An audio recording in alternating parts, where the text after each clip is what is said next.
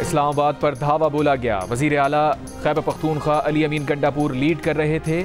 इनका हदफ था कि डी चौक पर धरना दें जिसे ये 17 तारीख तक जारी रख सकें और SCO कॉन्फ्रेंस खराब हो।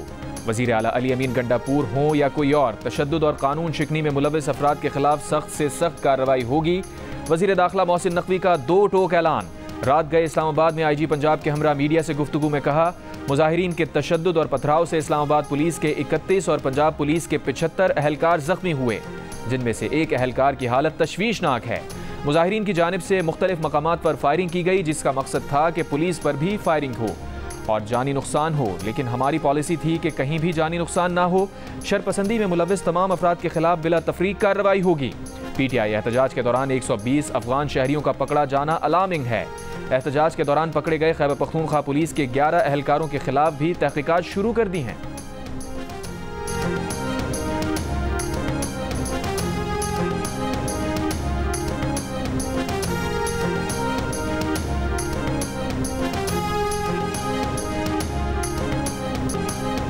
वज़ीर आला खैबर पख्तूनख्वा अली अमीन गंडापुर को हिरासत में लिए जाने की मुतज़ाद इत्तलात। पुलिस और रेंजर्स की भारी नफरी खैबर पख्तूनख्वा हाउस इस्लामाबाद पहुंची।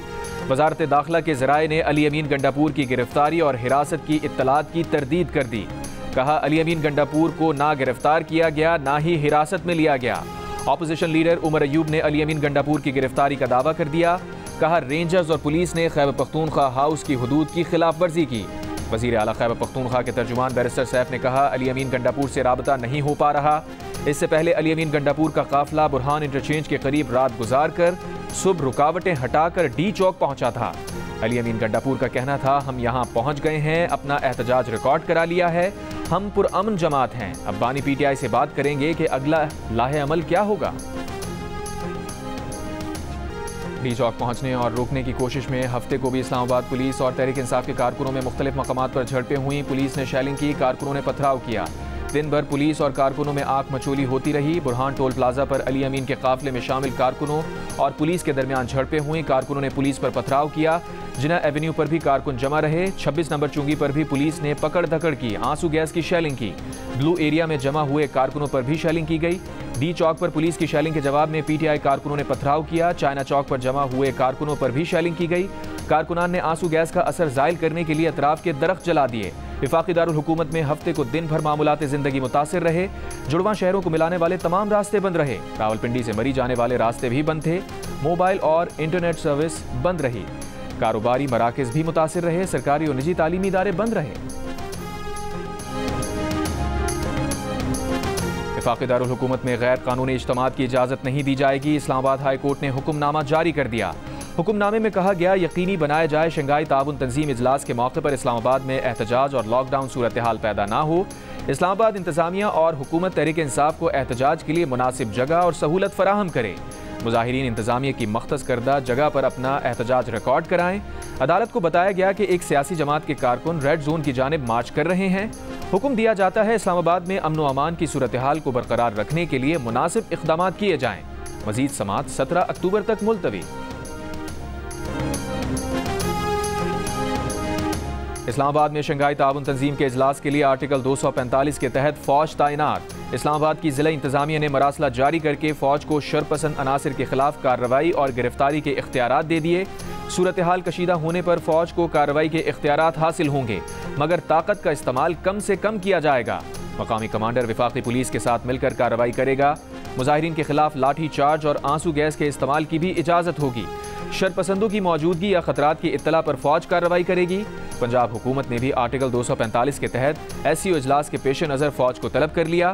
फौज की खिदमात से मुताल्लिक़ कवायद के नोटिफिकेशन के मुताबिक फौज सिविल आर्म फोर्सेज और पुलिस के साथ मिलकर SCO कॉन्फ्रेंस के दौरान अमन व अमान बरकरार रखेगी। एयरपोर्ट्स, रास्तों, मकामात और इर्द गिर्द के इलाकों में अमन व अमान बरकरार रखा जाएगा।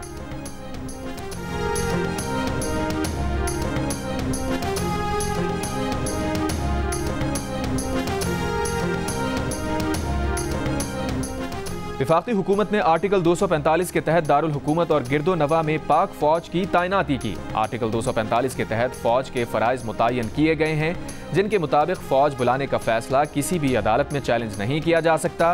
फौज की मौजूदगी के दौरान होने वाले इक़दामात को भी हाई कोर्ट में चैलेंज नहीं किया जा सकता।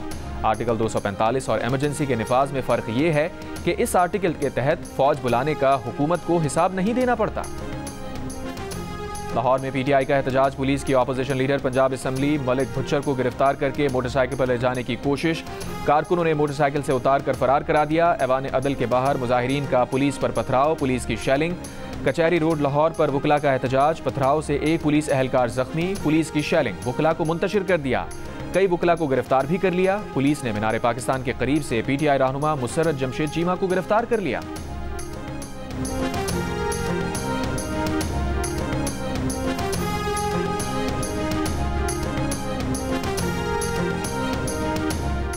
वज़ीर आला पंजाब मरियम नवाज का कहना है कि पीटीआई ना सियासी जमात है, ना थी और ना हो सकती है।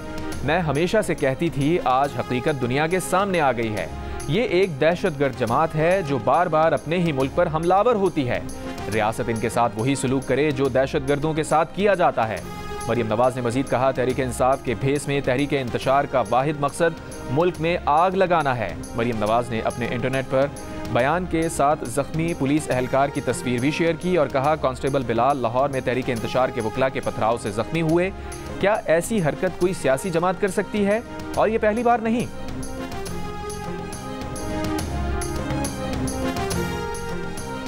चेयरमैन पीटीआई बैरिस्टर गौहर ने कहा है कि तहरीक इंसाफ यकीनी बनाएगी कि शंघाई ताउन तंजीम का इजलास प्रोग्राम के मुताबिक हो। पीटीआई का एक दिन का एहतजाज था, धरना नहीं। जिस तरीके से शेलिंग की गई, गोलियां चलाई गईं, ये गैर जमहूरी है। डी चौक कोई ऐसी मुकद्दस जगह तो नहीं जहां कोई कदम नहीं रख सकता। पार्लियामेंट इस्लामाबाद के पेश नज़र पार्टी का फैसला था कि MNAs और चेयरमैन तहरीक इंसाफ एहतजाज में शामिल नहीं होंगे, पीछे रहकर हिमायत करेंगे। जयशंकर से मुतालिक बैरिस्टर सैफ का बयान सयाको सबाक से हट कर लिया गया है। भारतीय वजीर खारजा को किसी पार्टी इवेंट में शिरकत की दावत नहीं देंगे। बैरिस्टर गौहर की ज़ेर सदारत तहरीक इंसाफ की सियासी कमेटी का इजलास, खैबर पख्तूनख्वा हाउस से मुबैना गिरफ्तारियों पर मुशावरत। वफाकी वजीर एहसन इकबाल ने कहा है, तहरीक इंतशार पाकिस्तान की गोलन तहरीक बन चुकी है। पीटीआई तुर्की की गोलन तहरीक की तरह पाकिस्तानी रियासत पर कब्जा करने की स्कीम पर अमल कर रही है। तुर्की में गोलन तहरीक के हिमायती इंतजामिया, अदलिया, पुलिस और फौज में घुस चुके थे। पाकिस्तान को भी रियासत के दिफा के लिए उर्दगान की तरह इस तहरीक इंतशार से निमटना होगा। वज़ीर दिफा ख्वाजा आसिफ ने कहा, ये जो मर्जी कर लें, पीटीआई को इस्लामाबाद पर हमलावर नहीं होने देंगे। इसे मुल्क दुश्मनों का हमला तस्वुर किया जाएगा। एक तरफ अफगानों के मुसल्लह जत्थे हमलावर हैं, दूसरी तरफ भारतीय वज़ीर खारजा को दावत दे रहे हैं।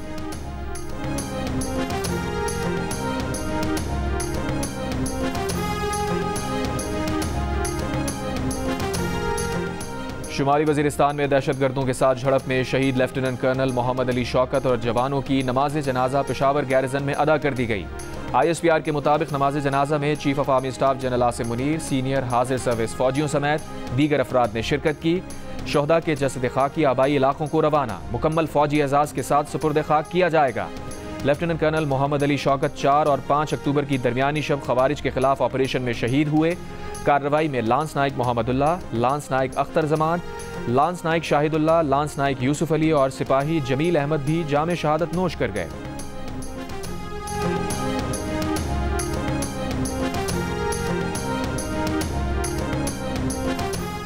स्वात के इलाके चारबाग में कानून नाफिज करने वाले इदारों का इंटेलिजेंस बेस्ड मुश्तरका ऑपरेशन। ISPR के मुताबिक फायरिंग के तबादले में खारजी सरगना अताउल्ला उर्फ मेहरान समेत 2 खवारिज हलाक हो गए।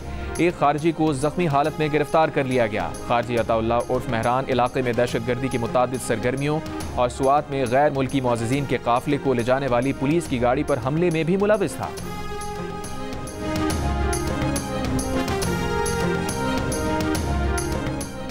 पीटीआई से कोई बातचीत नहीं होगी, एहतजाज की आड़ में कोई डील नहीं होगी। पीटीआई का एहतजाज खुद खत्म हो जाएगा। 21 अक्टूबर तक हालात नॉर्मल हो जाएंगे। साबिक वफाकी वजीर सेनेटर फैसल वाडा का दावा। जियो न्यूज़ के प्रोग्राम नया पाकिस्तान में गुफ्तगू करते हुए कहा, अब इस्लामाबाद में फौज तैनात है, इसलिए अब अगर कुछ हुआ तो ट्रायल सिविल अदालत के बजाय मिलिट्री कोर्ट में होगा और उकसाने का पर्चा अली अमीन गंडापुर और इमरान खान के खिलाफ कटेगा। फैसल वाडा की एहतजाज से निमटने की हुकूमती हिकमत अमली पर भी तनकीद। कहा, हुकूमत ने मच्छर पार्टी के मच्छर एहतजाज को मारने के लिए तलवार निकाल ली।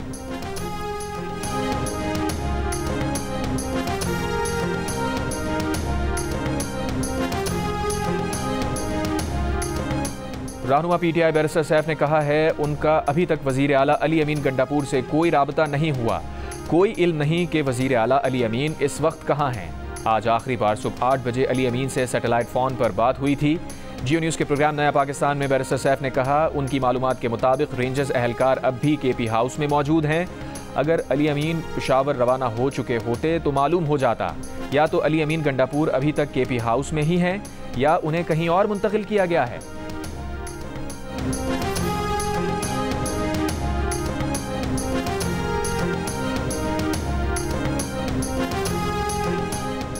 आईनी तरमीम के लिए हुकूमत के पास 5 सेनेटर और 7 अरकान असम्बली कम हैं। हुकूमत दोनों ऐवानों में 2/3 अक्सरियत के हुसूल के लिए कोशा है।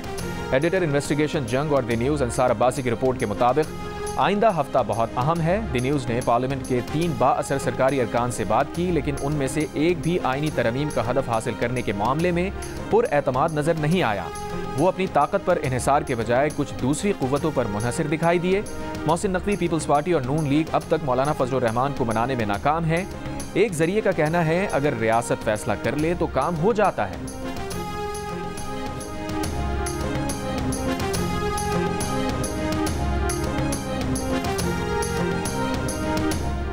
नायब वज़ीर आज़म इसाक़ डार ने कहा है, PTI का एहतजाज के लिए वक्त का चुनाव बदकिस्मती और काबिल मज़म्मत है। पाकिस्तान की बैनुल अक़वामी साख को नुकसान पहुँचाने की कोशिश है। मकसद मुल्क में इंतशार पैदा करना है। एक मुल्क के वज़ीर ख़ारजा को एहतजाज में शिरकत की दावत सियासी मफादात के लिए मुल्की साख नुकसान पहुँचाने की कोशिश है। वफाकी वज़ीर इत्तलात अता तारड़ ने कहा है, आज पूरी दुनिया पाकिस्तान की माशी पॉलिसियों की तारीफ कर रही है। माहिरीन कह रहे हैं मईशत मुस्तहकम हो रही है। PTI की परेशानी है कि मुल्क तरक्की ना कर जाए। उन्हें परेशानी है कि मुल्क तरक्की कर गया तो उनके बयानिए का क्या बनेगा। रेड जोन पर धरने का मकसद कार्य सरकार को मफलूज करना होता है। किसी को अमन आमा सबोताज करने की इजाज़त नहीं दी जाएगी। रेड जोन के करीब किसी को भटकने नहीं देंगे। PTI के धरने का मकसद 9 मई वाला ही है। मुल्क की तबाही और बर्बादी में इनका हाथ है।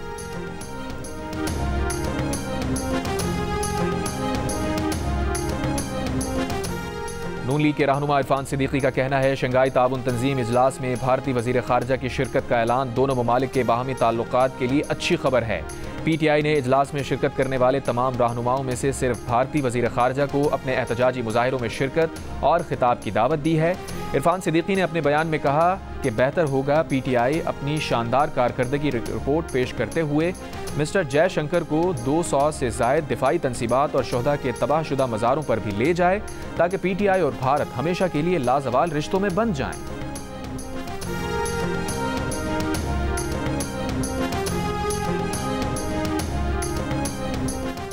एक सूबे का वज़ीर आला मुसल्लह जत्थे लेकर इस्लामाबाद पर हमले की कोशिश कर रहा है। इनका वही एजेंडा है कि कप्तान नहीं तो पाकिस्तान नहीं। वज़ीर इत्तलात सिंध शर्जील मेमन की इस्लामाबाद में प्रेस कॉन्फ्रेंस। कहा, बानी PTI की लड़ाई पाकिस्तान के साथ है। सोची समझी साजिश के तहत पाकिस्तान को कमज़ोर करने की कोशिश की जा रही है। कुछ लोग इस मकसद के लिए इस्तेमाल हो रहे हैं। ये अफगानों के साथ साथ आ रहे हैं, मुल्क को ललकार रहे हैं।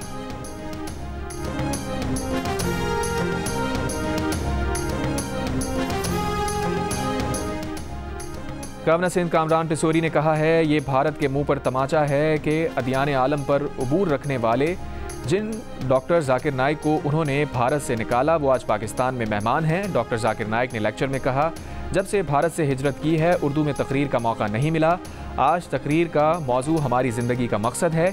खुशी है कि पाकिस्तान में तकरीर का मौका मिला है।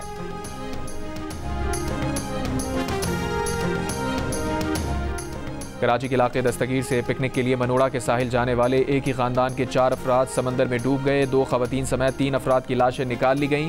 चौथे की तलाश जारी।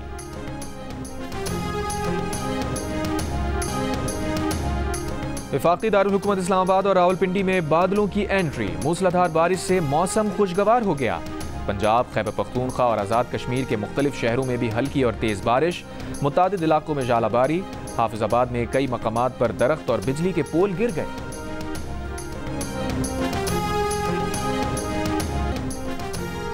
अमरीकी रिपब्लिकन सदारती उम्मीदवार डोनाल्ड ट्रंप का इसराइल को ईरान की जौहरी तनसीबात पर हमले का मशवरा। कहा, ईरानी मिसाइल हमलों के जवाब में इसराइल का हदफ जौहरी तनसीबात होनी चाहिए।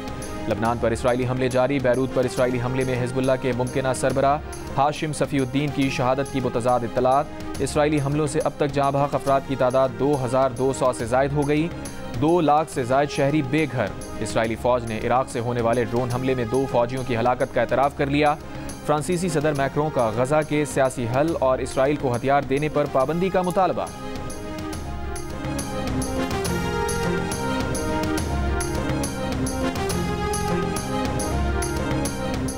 गजा में इसराइल के वहशियाना हमलों का 1 बरस मुकम्मल होने को आ गया। लंदन में हजारों अफराद का बड़ा एहतजाजी मुजाहिरा। गजा में फौरी जंगबंदी का मुतालबा किया। फ्रांस में मुजाहिरीन का गजा और लबनान में इसराइली जारियत के खिलाफ एहतजाजी मार्च। पेरिस में फ़लस्तीनी लबनानी परचम लहराते लोगों ने इसराइली मजालिम रुकवाने का मुतालबा किया। स्वीडन में भी सैकड़ों अफराद का फ़लस्तीनियों से इजहार यकजहती। स्टॉकहोम की सड़कों पर फ़लस्तीनी परचम थामे लोगों ने गजा में जंगबंदी का मुतालबा किया।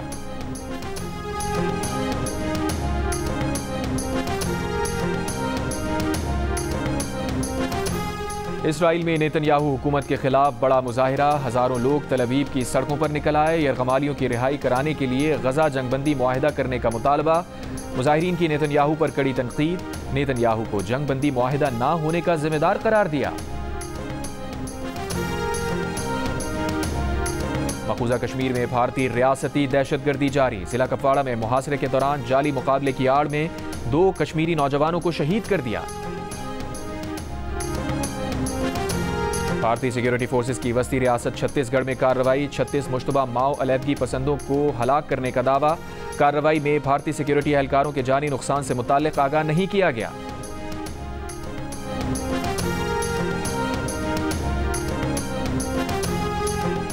सिंध पब्लिक सर्विस कमीशन में असल उम्मीदवार की जगह इंटरव्यू देने की कोशिश। दस्तावेजात की चेकिंग के दौरान जाली उम्मीदवार फरार हो गई। तर्जुमान सिंध पब्लिक सर्विस कमीशन के मुताबिक मामले की इंक्वायरी के लिए कमेटी तश्कील दे दी गई है।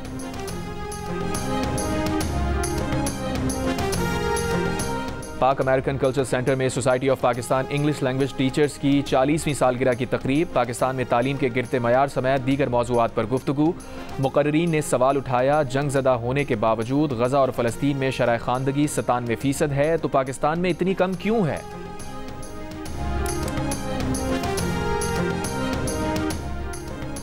और आर्ट्स काउंसिल जंग जियो ग्रुप के इश्तराक से जारी 38 रोज़ा वर्ल्ड कल्चर फेस्टिवल के 10वें रोज़ जापान के थिएटर फनकारों ने चेहरों पर मुस्कुराहटें बिखेर दी।